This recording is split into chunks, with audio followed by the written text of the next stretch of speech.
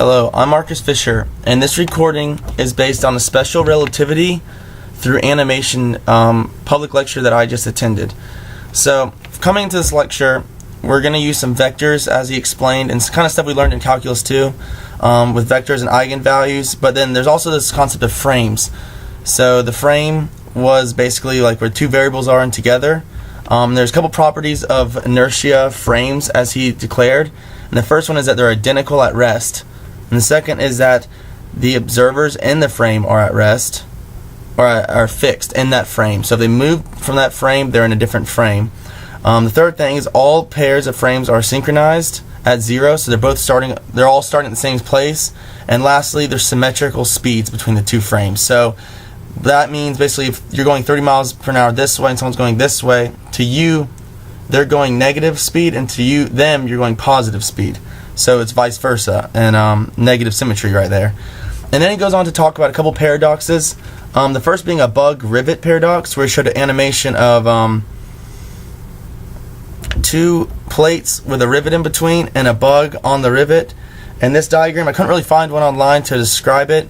I was a little lost at this point in the lecture on this basically, but this kind of was showing the negative symmetry between motions. So like in the pivot's point of view, when it's pulled out, the plates are moving and it's staying motionless, and then as it goes in, it keeps expanding, the pen keeps moving until the signal catches up with the end of the nail. The next one was the slinky transmission. This one's pretty easy. It's if you're holding a slinky and you drop it, what happens with the slinky is that if this is the slinky holding and you drop it, the bottom stays right there and the top comes down, hits it, and then they go down together. And this is because the force of the slinky is being pulled up and pulled down at gravity, so it's remaining motionless, and this falls down so quickly and hits here that it's got to wait for the transmission from the top of the slinky to hit there before they both go down. So it's waiting on a signal to hit it to recognize. And this is the same as with like when golfers swing and they hit the ball, they don't get the vibration from the ball until after they've already hit it and the signal made its way up the pole.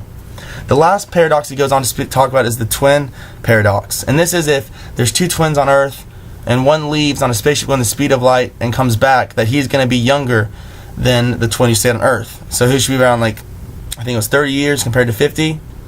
And this is what can be explained with vectors, and this is kind of because on an axis, you've got your time axis going up, your t, and your x, which is right or left here. So as the person goes the speed of light, they're going this way, and the person on Earth is just going up with time because they're not moving. And I also couldn't find a very good diagram, but it's called the Minkowski diagram, but there was really not an easy explainable way. He had a pretty good animation for it. But this was really interesting because it showed that kind of like as the person's going at the speed of light, their axis of time changes to compensate for the speed of light. And this is what's changing their time. So instead of their x-axis being like this, it's tilted. So when it comes to the regular time, it's actually lower than the time on Earth of the person remaining still. And the most interesting part I found about this is that the speed is slower to the opposite person in each film. So when you're in the spaceship looking at Earth, time's going slower than your time. But the funny thing is, so as they go with the speed of light this way, and as they're changing direction, say that 1 minute of change, 29 Earth years happen in that 1 minute change. I find that really interesting, kind of hard to believe. It's amazing. I think that we can show that through calculus, and it's something I definitely want to look into and kind of get more research about. But if you have the time, definitely look it up. Kind of look at the twin paradox. Type in the Minkowski diagram. Look at that, and it's pretty cool stuff. Okay, well, I hope you enjoyed this talk about the special relativity, and have a great day. See you.